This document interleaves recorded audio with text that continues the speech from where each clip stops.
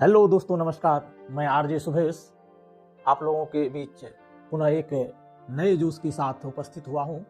तो कहते हैं जीत संभव हो तो कायर भी लड़ जाते हैं, बहादुर वो कहलाते हैं जो हार सामने हो फिर भी लड़ जाते हैं। तो एक समय की बात है, एक राज्य में सभी प्रजा खुशहाल रहते थे। तो एक गुप्तचर ने उस राज्य के राजा को सूचना दिए कि राजा साहब, पड़ोसी राज्य के राजा एक योजना बना रहे हैं कि अपने राज्य पर चढ़ाई करेंगे और वो भी जल्द से जल्द 1 या 2 दिन के भीतर ही अपने राज्य पर चढ़ाई करेंगे और विशाल सेना के साथ चढ़ाई करेंगे। तो यह बात सुनकर राजा जी बहुत चिंतित हो गए और तत्काल ही सभा का आयोजन किए और सभा में सभी लोगों को बुलाए, अपने राज्य के जितने भी प्रजा थे सभी को बुलाए।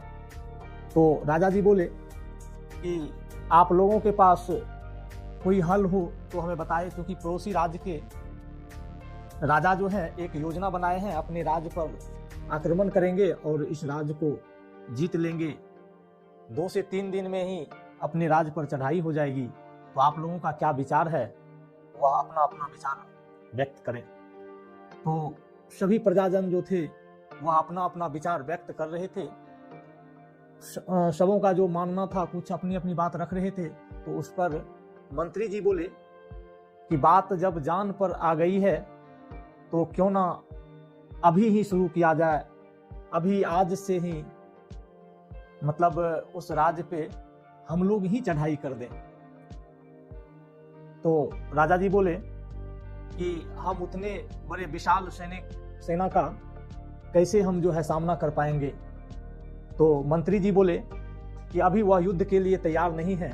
अगर हम अभी उस पर चढ़ाई कर दें उस राज्य पर तो जीतने की कुछ तो संभावना बनेगी। ऐसे भी हम लोग 2-3 दिन बाद मरने ही वाले हैं, क्योंकि वह जब पूरी तैयारी के साथ हमारे राज्य पर चढ़ाई करेंगे तो हम लोगों की मौत तो निश्चित ही है।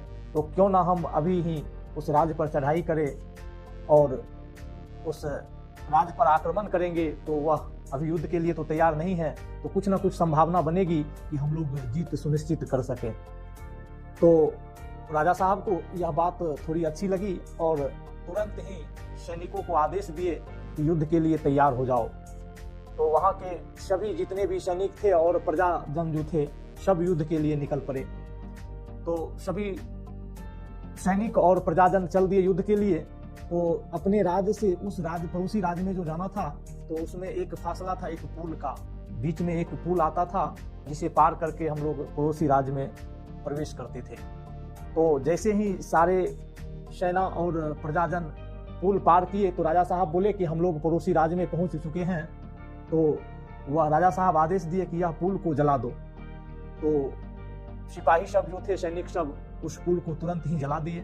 जलाने के बाद राजा साहब बोले कि अब हम लोगों के पास कोई ऑप्शन है नहीं, क्योंकि भागने का भी ऑप्शन नहीं है। अब हम लोग या तो युद्ध करके जीत लें या यहीं अपना जान गंवा दें। अब सारे जितने भी प्रजाजन थे और सैनिक थे वह पूरी शक्ति के साथ युद्ध किए और उतने बड़े विशाल सेना को जो है हरा करके, पराजित करके युद्ध को जीत लिए। तो इसीलिए कहा जाता है कि दोस्तों, कि अगर हमारे पास सिर्फ ऑप्शन ए हो और ऑप्शन बी नहीं हो तो जीत की संभावना थोड़ी बढ़ जाती है।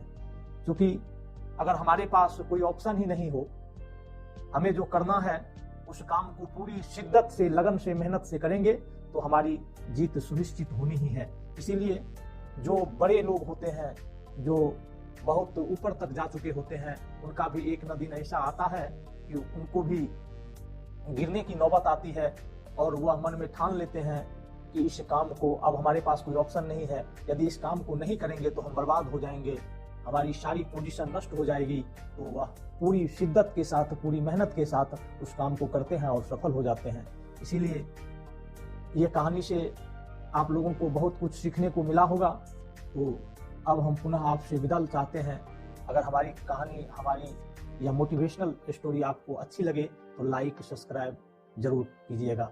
धन्यवाद। जय हिंद।